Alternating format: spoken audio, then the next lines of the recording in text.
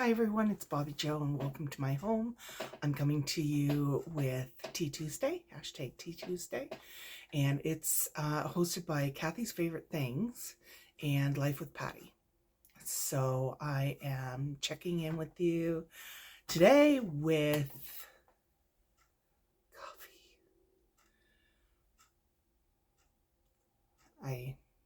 I'm on my second cup, which is for me, normal, but so what's been going on? I will be showing you the cards that I got for Christmas first. And then I've got a little story about joint custody cat. So this one, I think I've showed already, but I just want to show it again. This is from Thelma Hall. I'm sorry if you hear Che scratching his tree. This one's from Cheryl Taylor. Oh my goodness. Beautiful. This one is from Linda. Again, just gorgeous. This one is from my parents. Very pretty. This one's from Eleanor. This is her first card, you guys. Her first. Can you imagine? That's her first. Wow. This one's from Tina Epp.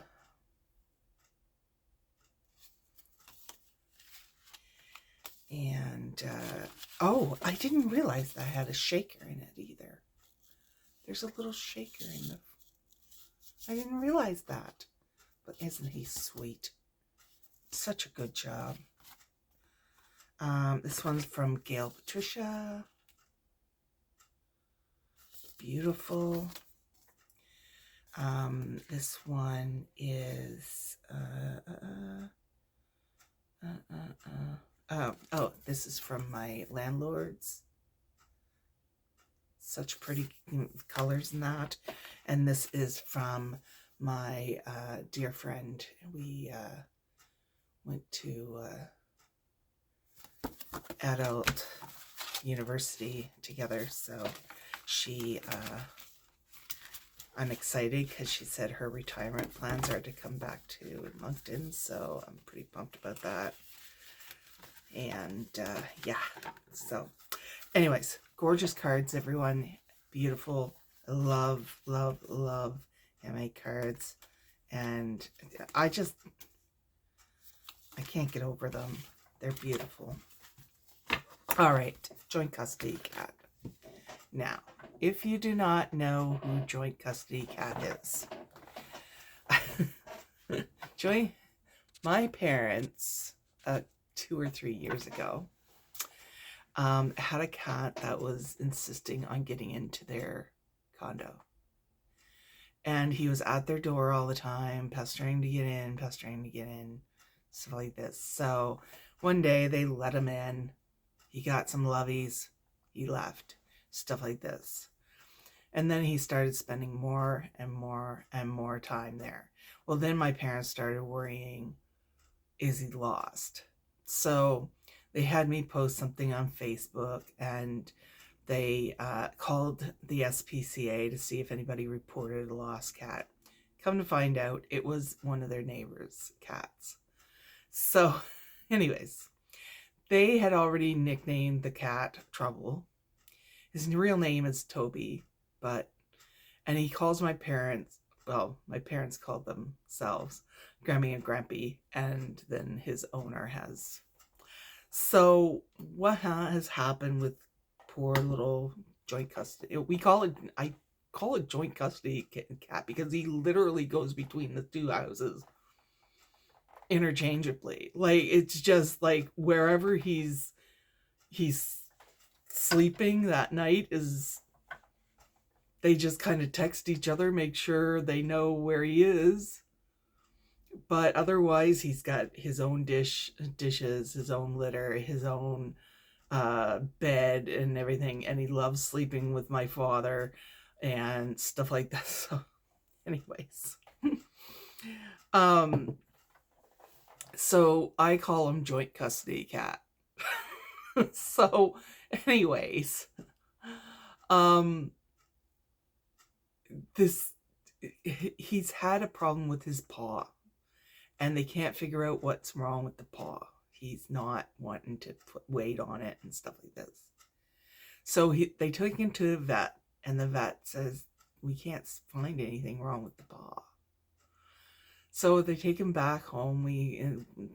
They wait a little while again, and then again they say, okay, like, we have to do something. And he's an outdoor cat, so it's a little hard to manage what he's doing, right? Che is allowed to come out with us, but he's only allowed us out while we're there and watching him. So we have an idea of what might happen, like what might have happened if he gets hurt. But if this one gets hurt, then nobody's around to see it, you know. So anyways, my guy's in his normal tree when I'm in my craft room. Anyways, joint custody cat goes in again to the vet because they said he's still not putting weight on it. Like, there's something wrong.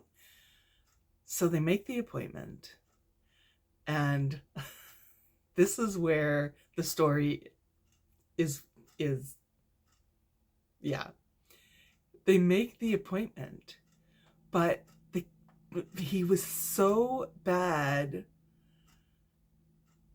at the vet the first time that they want him sedated before he gets there.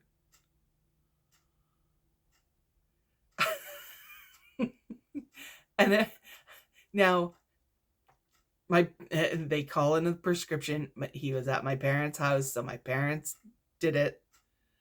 Got scratched like the dickens, and I'm sorry. And this is where, like,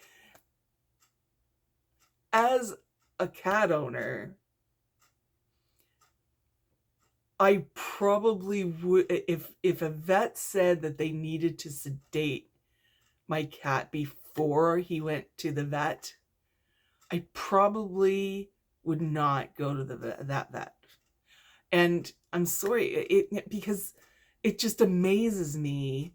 It just blew my mind that a vet or a vet tech could not handle a cat. Like, I know, and don't get me wrong, I've seen a lot of vicious cats in my time. I have. When Che first came to us, yeah, no, he was not happy. But now it's like, if he bites us, he doesn't break skin or anything. He just bites like this, like my fingers, it feels like. If he doesn't scratch, he hits. He does. He hits me when he's not happy with something. But yeah, like, I could not fathom that a vet or a vet tech could not handle a cat and get what they needed out of the cat. There's a reason they have those great big gloves where so that when the scratches don't go through, you do, I understand, still feel a little bit of the bone, the teeth going through, because cats do have a very, very, very good bite grip. But it's not, you're the one with the tools to be able to handle the animal. It's just beyond me. I don't know. You guys let me know what you think. I don't know. Maybe I'm being too critical. I don't know. But to me, my parents who are in their 70s should not need to sedate the cat before it goes. They got it in the crate. Now the people who are trained to handle it should be able to take it out of the crate and get what they need out of it. I don't know. Maybe vets are trained differently now. I don't know. And it's actually quite a bit better because the vet usually knows how far they can go and go. Like, for instance, when I'm giving, we had to give Jay pills for his recent issues. And for me, I have an idea where I need to press on him to, because I've had cats so long, that I know I have an idea where I have to press on and to get his jaw open and get the pill down him, and what to do to get the pill down him. So I have an idea, but what if it was Mario depends on me to do that stuff. He wouldn't have any idea. So what if he applied too much pressure? Right? Stuff like this. So you're the people that are trained to know how much pressure you can put before it's turns into a lot of pain for the cat. So it's just, I don't know. I've never heard of that before. And maybe I have been lucky with my vets, but if it was me, I would likely have said, don't worry about calling in the prescription. I'm going to a vet that knows what they're doing. Yeah. I know that's mean. but I'm yeah, no. I wouldn't be sedating my cat. They sedate my cat. And what if something happens at home? What if he's allergic to the sedation? There's so many things that could go wrong with this. Like, what if he's allergic and he goes into spasm or like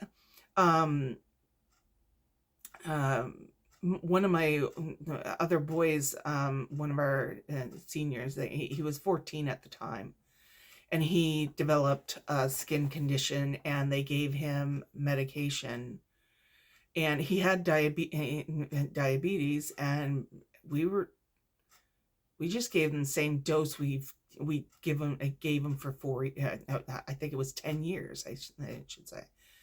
10 years, we just gave him the same insulin. Well, I woke up to him having a seizure, and I rushed him into the vet, and unfortunately, I had to give him up. They didn't think they could bring him back. So when you're giving medication at home, you've got, but sedation medication, I don't know if I'd give it. I don't know if I could give it. I'm having a hard time, and we spent 10 years with another diabetic cat. I'm having a hard time because I'm in charge of the insulin now. Mario can't see well enough to get insulin done. And it was always him that gave it because he gave himself needles, so he knew how to do it. But with Jay, I have to do it. And I'm worried about that. And I don't have a choice in the matter, so I do it. But anyways, you guys tell me what you think. I know I'm not being the nicest about it, but come on. Come on. Anyways, that's my beef for the day. Yeah, drink. Shut up and drink, Bobbi-Jo.